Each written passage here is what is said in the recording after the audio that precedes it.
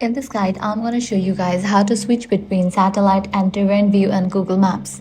Let's get started.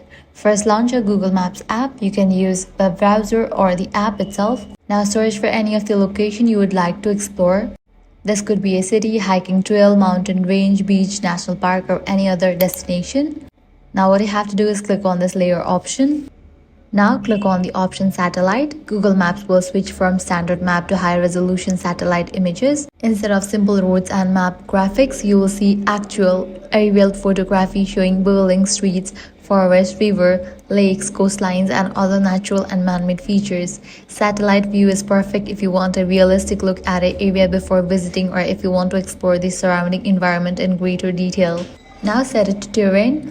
Terrain view adds topographic information such as hills, mountains, valleys, elevation contours, and other landforms. This view is especially useful when planning outdoor activities like hiking, cycling, camping, or exploring mountainous areas.